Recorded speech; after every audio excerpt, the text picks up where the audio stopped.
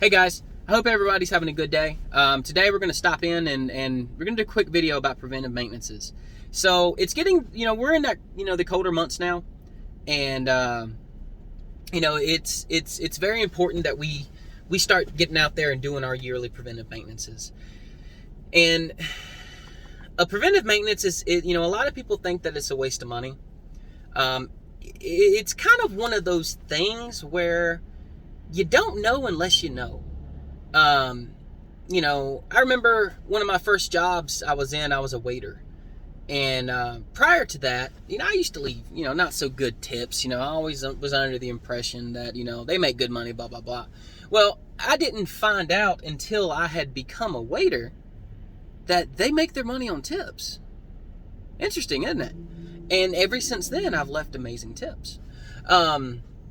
And it's kind of the same concept with preventive maintenances. You don't know unless you know. And it's one of those things where, you call a technician to come out and you let him know, hey, I wanted to see if you can get my system checked out before I turn it on for the winter to start running the heat. Well, that technician tells you, no, you're fine, you don't need it. Call another company. So any reputable company that's going to get out there and is going to come see you is going to agree with you wanting to do a preventative maintenance. He's going to want to do it. So we're going to speak about two different types of equipment today. We're going to speak about a heat pump and a gas furnace.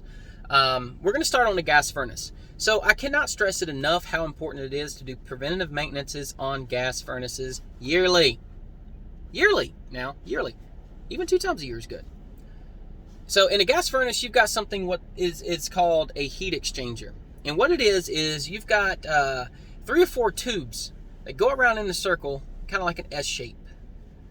And of course, it's going to be natural gas or it's going to be propane. You're going to have orifices on there, and what it is it catches on fire and it's blowing. It's igniting that gas inside those tubes, and as it goes through the tube, it turns into a gas. But it turns into carbon monoxide gas, and it exhausts outside. You've got a vent or a vent tube, or if you're outside, it's just a vent on the side of the HVAC piece of equipment. And what we're doing is we're checking that heat exchanger for any kind of rust spots at all. Any kind of rust spots, that means that carbon monoxide could possibly be getting out into your air handler and down into your home. Because keep in mind, so your air handler, where your supply is, that is where your heat exchanger tubing is going to be set over. Typically it's directly under it. And that goes directly into the supply for your home. So that technician is going to be inspecting that. Any kind of rust, he's going to note it down. Any kind of holes in it, he's going to note it down. Typically, you're going to lock it out and tag it out because it is considered unsafe to operate. At that point, it has become a physical safety to your health. I think I said that correctly. And it's very important. It's nothing to play with, guys. It's nothing, it's just a little crack. That little crack could kill you in your sleep. And I'm not, and please, I know that sounds harsh. I really do, and I don't mean for that. But I cannot stress enough to you the importance of checking your heat exchangers yearly, even bi-yearly. 2 times a year. We have to, because that is your safety, especially while you're sleeping. You won't know. Carbon monoxide is they call it the silent killer, and it's very prominent in HVAC systems that are not well maintained and well kept. But the technician is going to go through the rest of the system. He's going to check all your safeties. Okay, he's going to check your gas valve to make sure your gas pressure is good. He's going to make sure that your orifices are clean, and he's going to make sure that all your safeties are working. He's going to check your flame rollout switch. He's gonna go over all the safeties on the system itself, and we'll do another video of a breakdown of your average gas furnace, and we'll talk about all the parts that are in it that actually play a role. So he's gonna go over your blower. Okay, he's gonna make sure that your amp draw is good on your blower. If it's an ECM, he's gonna check the ECM computer on it. We do have computers on our vans that we can actually plug the ECM into, and it'll tell if it's good or bad. Not all of them have it. Majority of them do. Linux, York, Goodman, and Train, I think, are the main ones and then they have a couple universal ones too. But we're going to check the control boards. We're going to make sure that everything is set correctly. We're going to check all your wiring. Most of your issues on HVAC is due to a loose connection, believe it or not. The majority of problems on an HVAC system is going to be electrical based. And I'm going to repeat that. A majority of your problems on your HVAC equipment is going to be electrical based. Okay, every time you call a technician out, that technician don't need to be charging that system up, okay? Unless that system has a known leak, you don't need to be putting Freon into it every time you come out there. Now, you might hear technicians use the phrase seasonal charge. Okay, I've done it, I've used it. But at some point, you need to locate that leak. Freon does not evaporate, okay? Freon does not leave a system. As long as that system is sealed correctly like it should be, that Freon will stay in that system for the life of the equipment. So anyway, he's going to check your filters, whether your filters slide into the return side of the back of the air handler, or if you have a actual mounted duct filter box for it. He's going to check your float switch, okay? Float switches are very important too. They are made to shut your system down. They're made to stop your equipment from running and tell you that, hey, look, there's an issue. He's going to blow out your drain line. He's going to clean your float switch itself, because over time it will build crud and all kind of nasty stuff on there. He's going to check the electrical. Then he's going to go outside. Okay, he's going to check your compressor. You're also known as your condensing unit. He's going to check your compressor. He's going to make sure your compressor is operating as it should. He's going to check an amp draw on it. He's going to do a wire pull test. He's going to tighten up the lugs on it if they have lugs. He's going to inspect all the wiring on that condensing unit. Okay, he's going to do a wire pull test on all that equipment on that system, because, like I said, 90% of the problems are electrical when it comes to HVAC. Contactor, he's going to check your contactor. Any kind of brownness, burning, crud, it's going to be recommended that we replace the contactor itself. He's going to check your capacitor. Some HVAC systems have what's called a dual, which is, and why they call that a dual is because you're using your blower capacitor along with your compressor capacitor in a 3-round dual.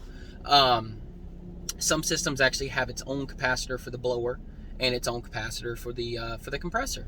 We're going to check those. Make sure those are at least within 5%. I know that's a tight number. There's some technicians that are okay with 10%. I do 5%. If I've got a 10 MFD and I'm 5% lower than what it's set for, what it's manufactured, at 10 microfarads, I'm going to replace it. We're going to check the blades. I can't tell you, there's been several times where I've come out and, the common problem is, oh, my house is not cooling. Okay, well, you get out there and then you find a blade sticking halfway through the condenser coil because it fractured off, spun. You got to think, that thing is spinning anywhere between 800 RPMs and 1700 RPMs, okay? That thing is spinning pretty fast. And as soon as that blade pops off, it's going somewhere. So we're going to check all that, okay? We're going to check your pressures. We're going to gauge up to the equipment, make sure that we're running the correct pressures. Your typical R22 should be around 70. Your high side should be around 250. Now, these are basic numbers. Everybody's system is going to be, it's going to vary depending on your location, where you live, and what part of the United States you live in, your elevation, etc. Then you got 410A, which is typically going to be 160 and 350. So we're going to check that and make sure that's correct. We're going to check your two safeties that are on your condensing unit, okay? We're going to have a low pressure control. We're going to have a high pressure control. And typically those just screw in or they're sweat in. And what the high pressure control does, if that condenser fan motor were to ever stop, it will cut the system off. And what it's going to do is, typically they're set for 450 PSI. Once that pressure switch reads 450 PSI, it kills the power to that contactor and it shuts off that compressor, and it saves that compressor from being damaged due to building up too much pressure, because it cannot remove the heat out of the condenser. Low pressure control does kind of the opposite. So the low pressure control is going to shut off the system whenever the system gets too low. i.e. around 10, 10 psi. It varies depending on which type of low pressure control you have and what number you have it set to cut in and cut out. Now the screw-on ones are non-adjustable. They do have a dual pressure control that is typically used on refrigeration, and we'll go over those in another video. But we're gonna go through and we're gonna check that whole piece of equipment. And by the time that technician is done, that technician should have a list of everything that he looked at, any issues that he found, and that technician is going to do everything he can to explain it the best way he can. With me, I do a checklist. Okay, I show the customer the checklist after I'm done. When I was checking your outside condensing unit, I found that your condenser fan blade had a small fracture in one of the bends. It is recommended that we replace this because over time it will fracture more, and even in the cold, metal gets brittle, and that's typically when you see that kind of stuff. And we're going to tell the customer, look, we went through your reversing valve. We verified that it was functioning correctly. We verified that your motor and your compressor are both within the correct amperages to operate per the manufacturer specifications. I gauged up to your equipment. Your pressures are perfect. I checked your contactor. We would recommend that we replace your contactor, as it does look like it has been chattering a little bit. You start getting little particle, little dust, little electrical. It's little electrical flames. I forget the term for it, but you start building up stuff on your contactor, and it eventually quit working. I ran your system through a heat cycle. I verified your defrost is working on your condensing unit. I verified all your sensors on your condensing unit are functioning correctly. And I cleaned your coil for you. The coil was, a little bit dirty. And and that's kind of what we go through, or that's what I do whenever I'm talking to a customer. Now keep in mind, I don't do residential anymore. Residential HVAC is something I did when I first got into this field, and I will be doing a more in-depth video of this topic because the safety of gas pack systems is very important to me. I'm passionate about it. I cannot express it enough how important it is to actually check equipment, to actually check and verify that your heat exchanger does not have holes in it. And I will be doing a whole video on a heat exchanger here shortly to kind of go over what a heat exchanger is, the process for replacing a heat exchanger. So just be looking out for that video later on.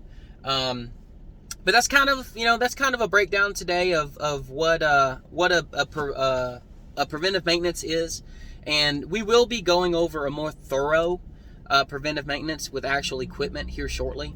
I'm waiting for another technician to come pick me up. Unfortunately, I gotta have some brakes done on my van, so I will be riding with another technician today. I don't know if I'll be putting out another video today. I do know I will be doing the daily Bible scripture later on this evening. But anyway, I hope you guys enjoyed the video, and it is a blessing being able to get out there and help somebody. If I can change just one life, I'm perfectly happy with it. We're not, I'm not in it for the money. I'm probably not even going to monetize any of my videos. But I want to pass along the experience that was given to me. Because that's what we're supposed to do. We're supposed to pass along our knowledge so we can keep the cycle going. There's people out there that are just getting into this field that are fresh out of school. They're nervous. They know things, but they don't know things. And, let's face it, YouTube has become a mega how-to platform. And, and it's not, I don't necessarily want my channel to become a how-to, but it's going to be more like a tips and tricks, and it is going to be a how-to, but we're also going to be training too. And you can always reach out to me as well. My information will be in the lower description. If you have any questions, or if you just get stuck on a job, I do want you guys to know that I will be here to answer questions for you guys. You will be able to get a hold of me at some point. If not, somebody from my team will be able to get back to you and help you with your question. But anyway, that's it for today. I hope you guys enjoyed it, and stay blessed.